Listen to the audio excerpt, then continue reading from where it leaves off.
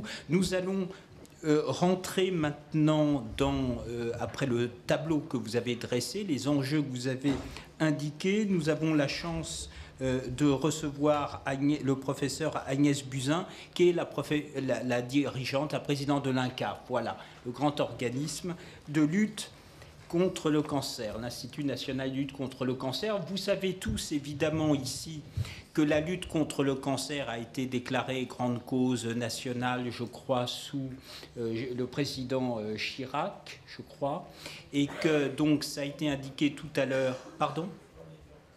Oui, voilà, grande cause nationale au plan politique. Et puis, a été présenté, ça a été dit, le troisième plan, effectivement, par le président Hollande. Et merci de votre présence, Madame la Présidente. Vous êtes à la tête d'un organisme très important.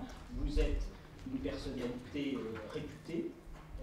Tout le milieu médical et de la recherche, ce que vous êtes. Mais évidemment, aujourd'hui, dans cette salle, nous allons plutôt demander votre avis sur concrètement, concernant évidemment l'oncologie, la lutte contre l'oncologie des enfants, la recherche. Qu'est-ce que vous tirez de ce qui a été dit? Moi, je vous fais part de la remarque de quelqu'un qui n'est pas du tout spécialiste de ces questions, à lire la presse, évidemment, puisque je savais que je serais parmi vous cet après-midi. J'ai regardé la presse et je n'ai pas vu comme ça, spontanément, grand-chose concernant justement le cancer des enfants. Alors, est-ce que j'ai mal lu? Est-ce que finalement, vous pouvez nous indiquer des choses que les journalistes et moi-même n'aurions pas observées? J'ai le rôle institutionnel aujourd'hui, un rôle gouvernemental qui est peut-être pas le plus facile. Je veux quand même rappeler que pendant 25 ans, j'ai dirigé l'unité de soins intensifs d'hématologie et de greffe de moelle à l'hôpital Necker Enfants Malades. Donc je crois savoir de quoi vous avez envie de parler aujourd'hui et avoir voilà, ma place aussi en tant que médecin et thérapeute dans l'élaboration de ce plan cancer, parce que je l'ai pensé et nous l'avons collectivement pensé, tous ceux qui y ont participé, en cherchant à répondre aux attentes de tous, y compris de ceux qui sont rarement représentés, et ceux qui ne font pas partie du plus grand nombre. Donc, je vais vous présenter les acquis du deuxième plan cancer très rapidement, parce qu'il faut savoir d'où on part pour savoir où on va. Les acquis très rapides du deuxième plan cancer 2003-2007 étaient d'une part une recherche clinique qui se voulait pluraliste. Elle avait un objectif et une ambition forte sur les cancers de l'enfant qui était 75% ou 70% d'inclusion des enfants dans les essais cliniques en pédiatrie. Nous ne sommes pas parvenus à cet objectif malheureusement. Et quand on regarde le nombre d'essais cliniques développés en pédiatrie et financés par ce qu'on appelle les programmes de recherche clinique hospitaliers, les PHRC, eh bien on voit que 21 projets de recherche en pédiatrie ont été financés sur environ 240 projets. À peu près 10% des projets globalement concernent les cancers pédiatriques. Quand on regarde le nombre de patients pédiatriques inclus dans les essais cliniques, on a augmenté, on a progressé en termes d'inclusion de 72% les inclusions dans les essais cliniques adultes, et on a progressé de plus de 83% pour les cancers de l'enfant, sans pour autant atteindre l'objectif qu'on s'était fixé, c'est-à-dire 70% d'inclusion dans les essais cliniques, de façon à ce que les enfants accèdent à l'innovation. En termes de recherche fondamentale, évidemment, la recherche fondamentale telle qu'elle est vue par le ministère de la Recherche ou par l'INCa repose sur des appels à projets compétitifs. C'est-à-dire qu'on ne finance pas pour financer n'importe quelle recherche sur n'importe quelle thématique. Il faut qu'elle soit de qualité et donc toutes les recherches financées sont choisies par des comités d'évaluation indépendants. Et à l'INCa, tous nos comités d'évaluation sont internationaux de façon à éviter les lobbies et les conflits d'intérêts potentiels entre équipes. Donc nous avons dépensé en appel à projet autour de 38 millions d'euros en recherche fondamentale, c'est-à-dire pour améliorer la connaissance sur les cancers dans le cadre du plan cancer 2003, pas 2003-2007, excusez-moi, je crois qu'il y a une erreur. C'était 2009-2013, je suis désolée, enfin bon. Et là-dedans, sur ces 350 millions d'euros dépensés en appel à projet, 38 millions d'euros concernent des projets qui touchent à la pédiatrie. Donc à peu près 10% du budget alloué à la recherche fondamentale s'adresse au cancer pédiatrique. En termes de recherche de génomique, c'est-à-dire pour mieux comprendre les mécanismes génétiques qui sont la cause des cancers de l'enfant, sur 5 grands programmes de recherche financés par la France dans le programme international qu'on appelle ICGC, 2 sur 5 concernent des cancers de l'enfant, le rétinoblastome et le sarcome d'Ewing. Enfin, en financement de projets libres, évidemment, nous continuons à soutenir des projets libres sur le cancer pédiatrique. Ces 2 plans cancer, 2003-2007 et 2009-2013, ont favorisé l'observation des cancers de l'enfant. Il y a maintenant des registres spécialisés dans les cancers de l'enfant. Une cohorte exhaustive de tous les cancers pédiatriques est recueillie par l'INSERM de façon à mieux connaître les causes éventuellement environnementales, faire des études spécifiques, faire du suivi de cohorte, mieux connaître les séquelles des cancers de l'enfant. On en a parlé plusieurs fois. Et ces projets de registre font l'objet de financement du grand emprunt et de l'INCa pour 2 millions d'euros environ. Enfin, il y a eu pas mal d'actions en faveur de la qualité des soins. L'organisation de prise en charge de qualité repose sur des réunions de concertation pluridisciplinaires qui sont organisées en interrégion, c'est-à-dire que tous les dossiers difficiles sont discutés par différents médecins de différents services de façon interrégionale, et nous avons financé cette organisation interrégionale dans le cadre des 2 plans cancer.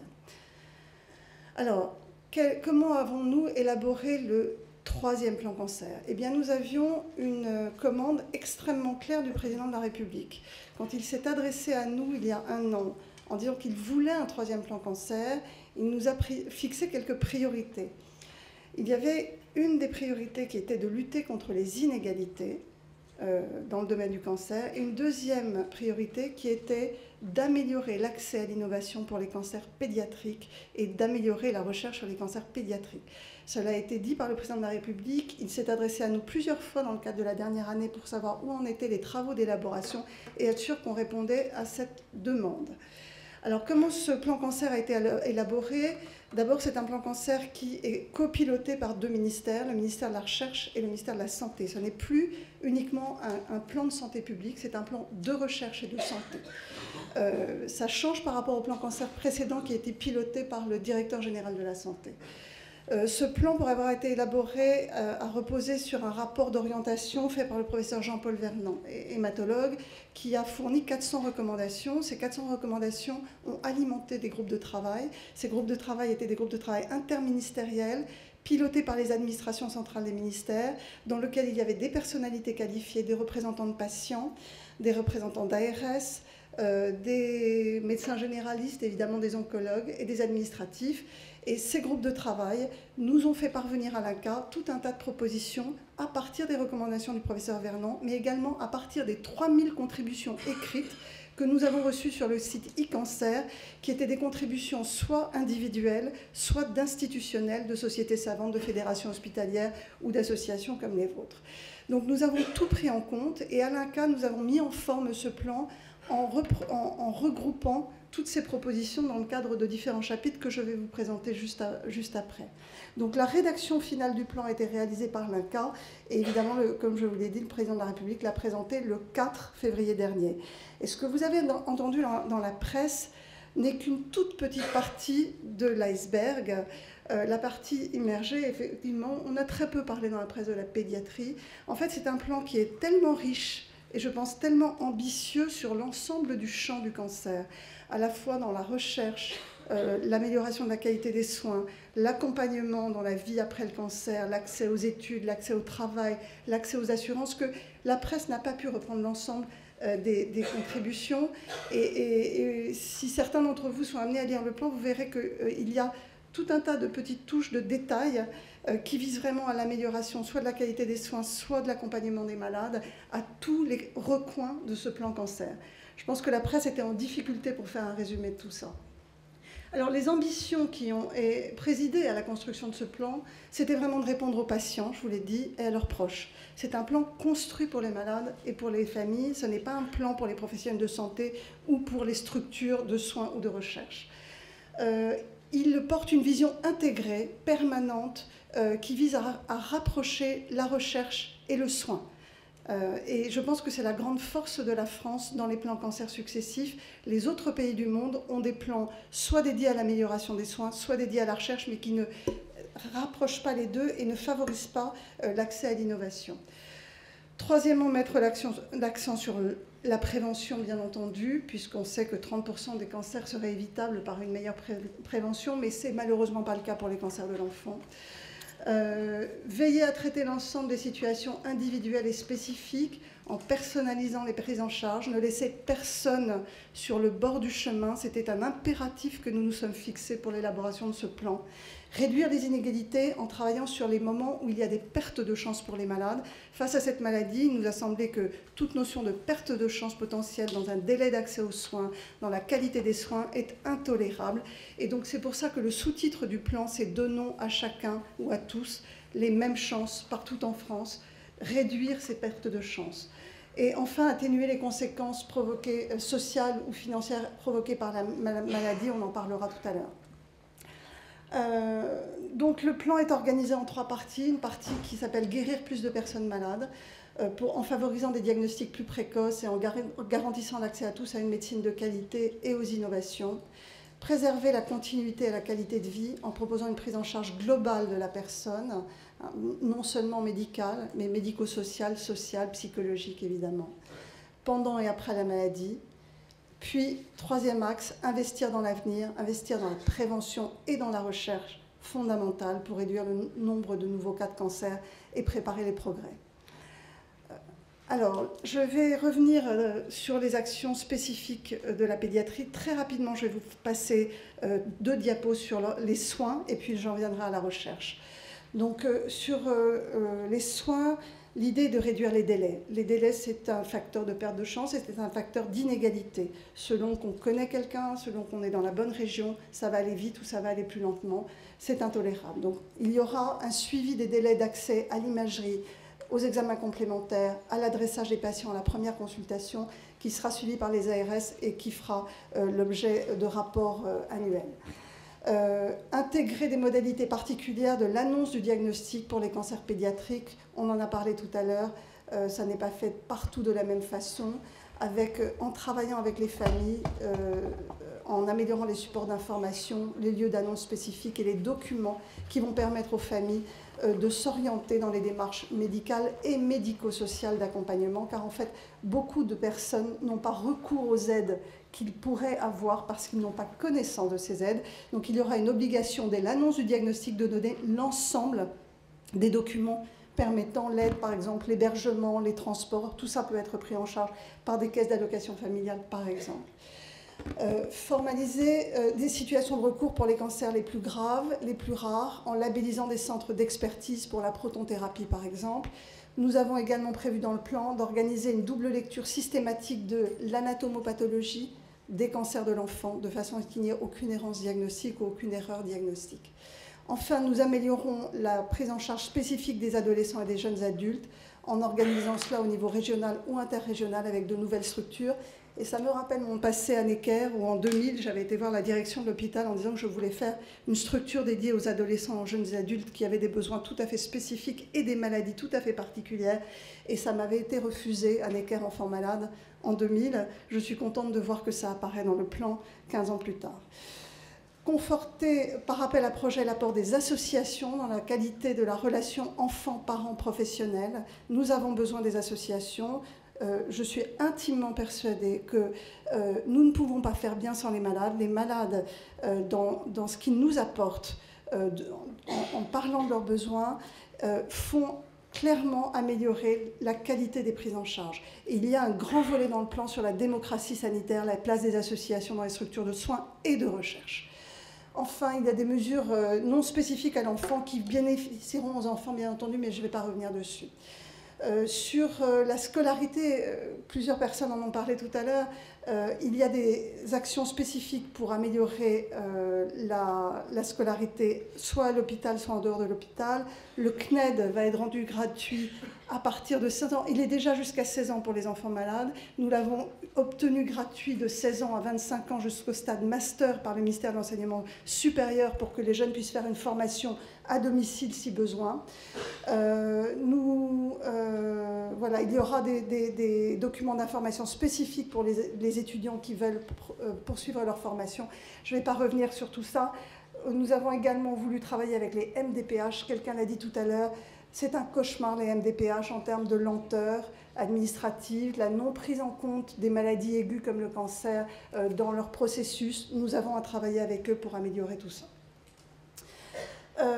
L'après-cancer, je ne reviendrai que sur une seule chose. C'est quelque chose qui a été voulu par le président de la République. C'est à son crédit.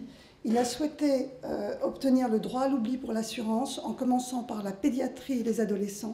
Ce droit à l'oubli sera négocié, sera négocié avec les assureurs jusqu'en 2015. Et si les assurances ne veulent pas reconnaître le fait qu'un enfant ou un adolescent atteint de cancer, lorsqu'il voudra s'assurer à l'âge adulte, n'aura pas à déclarer qu'il a été malade dans l'enfance, eh bien, le président de la République nous a demandé, a dit qu'il légiférerait en 2015 pour rendre ce droit à l'oubli obligatoire. Alors, on va passer à la recherche maintenant. Clairement, nous souhaitons améliorer l'accès aux enfants à la recherche clinique. C'est indispensable, c'est un des meilleurs moyens de faire progresser collectivement la connaissance sur les cancers pédiatriques et à permettre aux enfants d'accéder à l'innovation dans des conditions de sécurité optimales. Il est prévu dans le plan cancer de doubler le nombre de patients inclus dans les essais cliniques et en particulier en s'appuyant sur la dynamique des groupes coopérateurs, c'est-à-dire des médecins qui font la recherche clinique, et nous créerons en 2014 un groupe coopérateur dédié à la recherche sur les cancers de l'enfant. Nous avons à l'INCa un registre des essais cliniques qui reprend tous les essais cliniques disponibles en France et qui est accessible évidemment sur le site internet de l'INCa.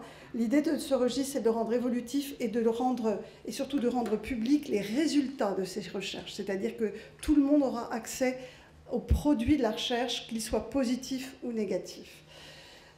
Il est prévu dans le plan cancer d'inclure dans les coûts des essais cliniques le transport, l'hébergement, en particulier pour les enfants et leurs parents, de façon à ce que les enfants puissent se déplacer et accéder au lieu où il y aura de la recherche clinique spécifique. Enfin, il y a des mesures évidemment administratives pour favoriser la rapidité de l'instauration des essais cliniques en France, mais ça, je ne vais pas y revenir.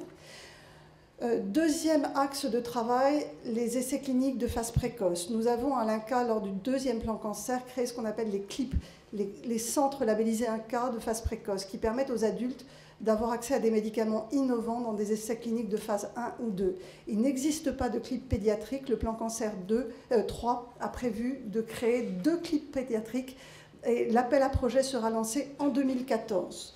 Cela permettra à tous les enfants en France d'avoir un centre nord, un centre sud pour accéder à tous les médicaments innovants. Nous souhaitons porter cette démarche au niveau européen. On l'a dit, les cancers de l'enfant sont souvent des cancers rares. Un essai clinique sur un cancer rare, ça nécessite souvent de s'associer et parfois d'associer plusieurs pays. Cette démarche ne peut pas être que nationale. Et ce travail européen d'association des essais cliniques de phase précoce pour les cancers rares est déjà en cours par le personnel de l'INCa. Enfin, nous allons développer des partenariats avec l'industrie pharmaceutique pour accélérer la prise en compte des cancers rares et en particulier des cancers pédiatriques. Gilles Vassal, qui est notre partenaire à l'INCa sur cette démarche, sait à quel point nous avons investi d'ores et déjà dans ces partenariats, car nous avons un protocole en cours dont Gilles Vassal est l'investigateur principal, et nous obligeons dans nos protocoles à l'INCa les industriels à mettre au point des formes pédiatriques de façon à ce que les enfants puissent être inclus dans les essais cliniques.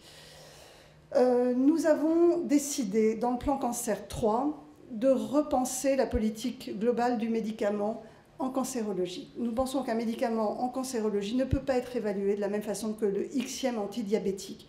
Il y a une urgence, il y a des spécificités, la biologie guide le développement maintenant des nouveaux médicaments, Et nous avons souhaité repenser le circuit de médicaments globalement avec la NSM, avec la HAS, avec le ministère de la Santé. Et l'idée, c'est de rendre de façon plus explicite et transparente, de définir de façon plus explicite et transparente les indications cliniques qui doivent faire l'objet de développement prioritaire. Et c'est en particulier en pensant au cancer pédiatrique que nous avons repensé à ce circuit de médicaments. Nous devons être incitatifs pour les industriels et leur dire que s'ils investissent dans les cancers rares et dans les cancers pédiatriques, ils auront un bénéfice en termes de raccourcissement des délais pour accéder au marché français.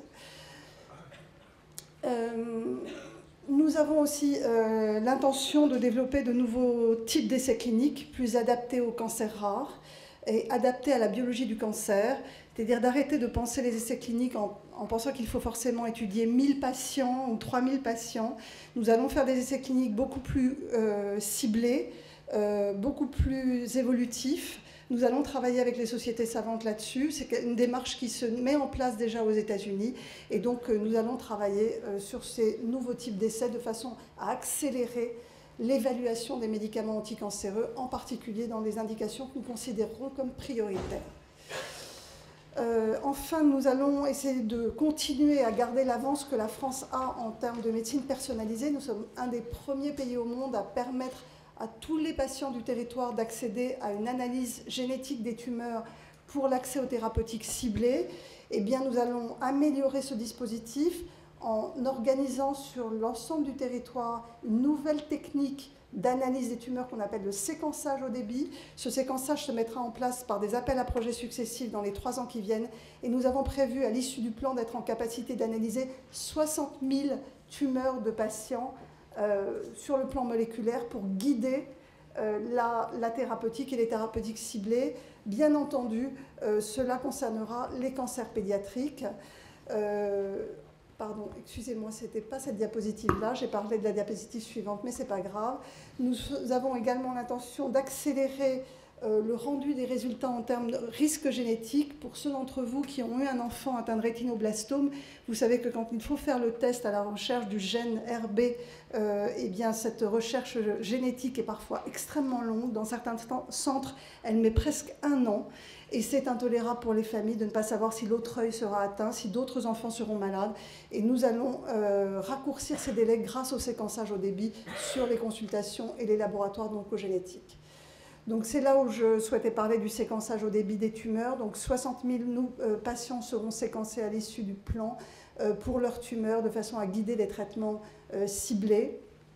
Et puis nous allons soutenir la mise en œuvre et la réalisation du séquençage des tumeurs des enfants en recherche fondamentale. Gilles Vassal l'a dit, nous manquons de connaissances. Chez l'adulte, nous connaissons beaucoup de voies de signalisation mutées, beaucoup d'anomalies moléculaires qui ont permis le développement des nouveaux médicaments. Malheureusement, chez l'enfant, ces anomalies sont beaucoup moins bien connues. Il semble qu'il y en ait moins. Donc les causes des cancers de l'enfant sont probablement différentes de celles des cancers de l'adulte. Nous avons besoin d'améliorer nos connaissances et donc il y aura un programme spécifique pour l'analyse du génome des cancers pédiatriques dans le cadre du programme ICGC qui est un programme international. Nous pensons que toutes ces démarches ne peuvent aboutir que si elles sont progressivement menées à un niveau européen. L'idée, c'est de rendre la France leader dans cette démarche de nouvelles formules d'évaluation des médicaments, nouveaux types de recherche clinique. Nous sommes déjà pas mal en avance en ce qui concerne la médecine personnalisée. L'objectif, c'est de garder cette avance et de favoriser des partenariats européens et d'aller vers l'Europe pour obliger l'industrie du médicament à modifier sa façon de procéder dans les années à venir. Voilà, je vous remercie de votre attention.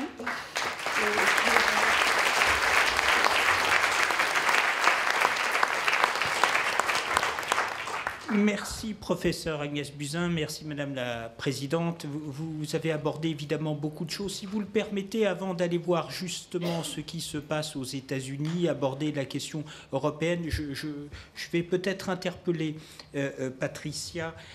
Patricia, parce que je sais que vous avez eu des premiers échanges avec les associations. J'ai oublié de les remercier en votre nom tout à l'heure, car ici, il y a évidemment des associations au-delà d'Imagine Fort Margot qui sont associées à cet après-midi. Donc, elles sont évidemment par ma bouche remerciées. Elles figurent dans le plan de présentation. Quelles sont peut-être, Patricia, les premières réactions, interrogations, éventuellement dès ce stade, peut-être demande de précision que les associations aimeraient recevoir? Professeur Agnès Buzyn, vraiment merci beaucoup pour cette présentation. C'est vrai que pour préparer ce colloque, j'ai demandé un peu la réaction des associations. Comment est-ce que vous avez ressenti ce plan? Quelles sont vos questions? Et ce qui ressortait assez fortement, c'était déjà le fait qu'on en ait peu parlé. Dans la presse. Alors c'est vrai que ce qui était ressorti, c'est le CNED, c'est le droit à l'oubli, mais pour la recherche, on n'en a pas parlé, je dirais. Et donc ça inquiète quand même les associations. Donc c'est vraiment important que vous soyez venus pour nous avoir donné ces précisions. Et parce que dans le plan cancer, on ne peut pas dire qu'il n'y a rien. Il y a quand même des choses. Il y a des choses qui ne sont pas toujours nouvelles, hein, mais ça mérite au moins de formaliser certaines actions qui étaient déjà démarrées et aussi de mettre en avant des volontés, notamment de partenariat avec l'industrie pharmaceutique, le fait de mener ça au niveau international. Et je voudrais vous remercier aussi pour avoir précisé certaines choses, même en dehors du plan, de ce qui est écrit dans le plan. Moi, j'ai noté que vous nous aviez parlé, en 2014, un groupe coopérateur sera dédié au cancer des enfants. Donc ça, c'est quand même une bonne chose, quelque chose de concret. Voilà. Donc, parce que le deuxième sentiment qui ressortait, après on en a un peu parlé, c'est quid de la mise en œuvre. Voilà. Et le troisième, c'est le budget. Qu'est-ce qui va être, voilà, combien on va mettre, parce que c'est quand même un peu le nerf de la guerre. Hein. Donc pour la mise en œuvre, j'apprécie beaucoup quand vous avez parlé d'un groupe coopérateur en 2014. Vous avez parlé de 2 clips pédiatriques. Alors les clips, on sait que ça existe déjà pour les adultes. Et donc là, on voit qu'on veut en créer spécifiquement pour les enfants. Quand vous dites 2 clips pédiatriques nord-sud, donc, bon, on va avoir 2 grands... alors, il y a le problème d'inégalité, c'est ça? Enfin, je vais peut-être vous redonner la parole là-dessus. J'aimerais bien que vous nous précisiez un petit peu plus en ce qui concerne la mise en œuvre. Ces clips, j'imagine, bon, ce sont donc des structures. J'imagine qu'on ne va pas recréer des centres, mais il y a déjà, on va s'appuyer sur des centres existants.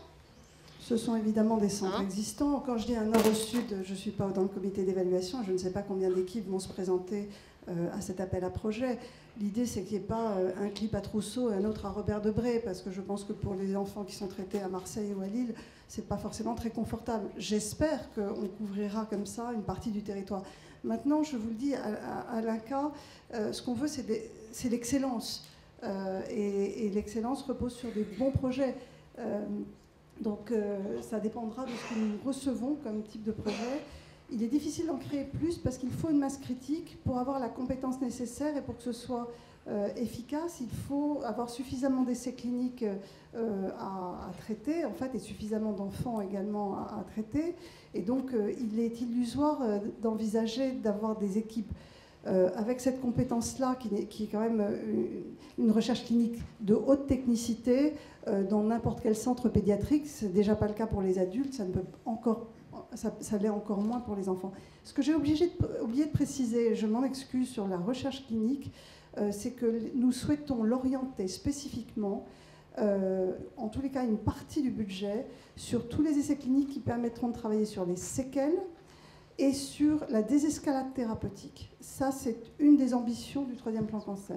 Et il y a une autre chose que j'ai oublié de préciser dans les soins, c'est qu'il sera obligatoire pour les enfants traités d'avoir un suivi sur le long terme, c'est-à-dire qu'il sera mis en place à la fois un observatoire du suivi à long terme, mais des consultations spécifiques de long terme pour l'après-cancer à l'âge adulte, car nous avons trop le sentiment qu'ensuite ces enfants guéris sont lâchés dans la nature et ont des séquelles parfois hormonales ou cardiovasculaires 20 ou 30 ans après, que les médecins généralistes ne connaissent pas, ne prennent pas bien en charge. Donc c'est prévu dans le plan cancer de travailler sur les séquelles et la désescalade. Je voudrais revenir à nouveau vraiment pour être très précis, parce que c'est très important ces clips pédiatriques, c'est là que ça va se faire, hein. C'est ce que je comprends du plan. Donc quand je voulais dire nord-sud, ce que je voulais surtout savoir, c'est est-ce qu'aujourd'hui on a une idée de centres qui peuvent être labellisables? Est-ce que ça va prendre encore des mois, des années ou est-ce que vraiment en 2014 on va avoir ces centres spécialisés qui vont pouvoir fonctionner? L'appel à projet est en train d'être écrit, donc voilà, après les centres vont postuler et ils sont financés dans l'année. Le temps d'organiser, de recruter le personnel, de mettre en place les partenariats industriels, hein, parce que pour faire fonctionner un clip, il faut que l'industrie donne à la France ces molécules innovantes en cours de développement. Donc ça, ce sont des partenariats qu'on a déjà mis en œuvre à l'INCa. On a 14 grands partenaires industriels, hein, Pfizer, Roche, AstraZeneca, GSK, etc. Et donc ceux-là, maintenant, on va les obliger à nous donner ces molécules pour la pédiatrie. Alors obliger, c'est un bien grand terme, c'est du privé. Mais on a une certaine réputation en France. On a, je pense, gagné nos marques de noblesse déjà avec les clips adultes, avec la médecine personnalisée. Et je pense qu'on est en capacité maintenant de montrer qu'on a la force de frappe nécessaire et les compétences nécessaires pour mener ce même type d'études en pédiatrie. Et j'ai vraiment bon espoir. Très bien, je vous remercie. Il y avait... Merci. Un autre point sur lequel j'aurais aimé revenir aussi, c'est l'aspect des priorités. Vous dites qu'il va y avoir effectivement des priorités dans le développement des médicaments. Et ça aussi, on aimerait que ça dure le moins de temps possible, le fait de définir ces priorités et qu'on arrive vite dans le concret et dans le développement de ces médicaments.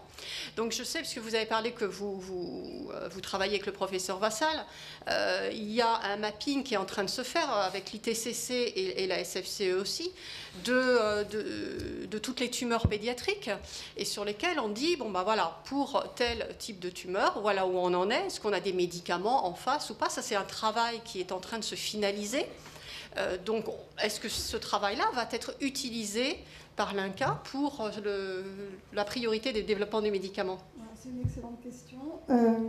Évidemment. Notre idée, c'est de travailler avec les sociétés savantes. Donc, à partir du moment où Gilles Vassal et les associations, enfin les sociétés savantes avec lesquelles il travaille, définissent les priorités, on ne va pas réinventer la poudre.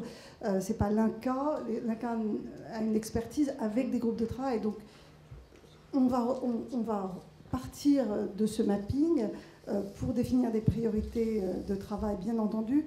Il y a quelque chose qui m'a interpellée dans ce que présentait Gilles Vassal tout à l'heure. Tu disais, Gilles, qu'en fait, il n'y avait eu aucun progrès quasiment dans tous les cancers les plus graves, de plus mauvais pronostics. Et cette même réalité est observée chez l'adulte. C'est-à-dire que les seuls progrès, c'est pour les pronostics favorables ou intermédiaires.